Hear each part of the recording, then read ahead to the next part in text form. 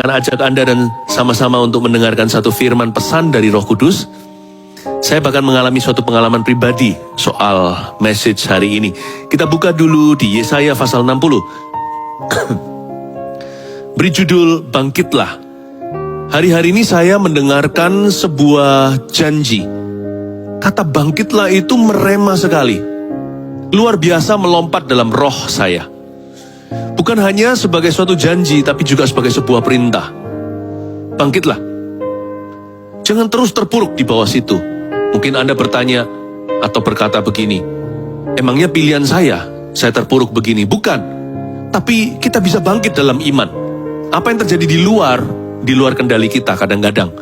Tapi yang di dalam, selalu di dalam kendali Roh Kudus bersama dengan kita.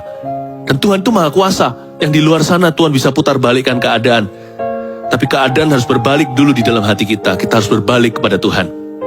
Kalau yang sudah mundur dari Kristus, ayo maju lagi. Yang malas, kembali rajin. Yang suam kuku, kembali berapi-api. Dan yang rajin, ayo berlari. Berlari pada tujuan. Jangan menoleh ke belakang lagi. Yesaya 60, bangkitlah. Judulnya kemuliaan Sion yang akan datang di Alkitab kita. Ayat 1-7 saya baca. Bangkitlah. Menjadi teranglah, sebab terangmu datang dan kemuliaan Tuhan terbit atasmu. Sebab sesungguhnya kegelapan menutupi bumi, dan kekelaman menutupi bangsa-bangsa. Tetapi terang Tuhan terbit atasmu, dan kemuliaannya menjadi nyata atasmu. Bangsa-bangsa berduyun-duyun datang kepada terangmu, dan raja-raja kepada cahaya yang terbit bagimu. Angkatlah mukamu dan lihatlah ke sekeliling. Mereka semua datang berhimpun kepadamu. Anak-anakmu laki-laki datang dari jauh, dan anak-anakmu perempuan digendong. Pada waktu itu engkau akan heran, melihat dan berseri-seri. Engkau akan tercengang dan akan berbesar hati. Sebab kelimpahan dari seberang laut akan beralih kepadamu, dan kekayaan bangsa-bangsa akan datang kepadamu. Sejumlah besar unta akan menutupi daerahmu.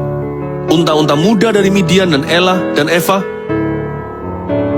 Mereka semua akan datang dari Sheba, akan membawa emas dan kemenyan, serta memberitakan perbuatan masyhur Tuhan. Segala kambing domba Kedar akan berhimpun kepadamu. Domba-domba jantan Nebayot akan tersedia untuk ibadahmu. Semuanya akan dipersembahkan di atas mezbahku sebagai korban yang berkenan kepadaku. Dan aku akan menyemarakkan rumah keagunganku. Mari saya undang Anda melakukan suatu tindakan profetik. Pegang dua telinganya, katakan, Tuhan bukalah telinga rohaniku, agar aku mendengar suaramu. Sekali lagi, Tuhan bukalah telinga rohaniku, agar aku mendengar suaramu. Amin. Ayat 1, bangkitlah. Kata bangkitlah di sini sama dengan yang di Perjanjian Baru ketika Yesus membangkitkan seorang anak.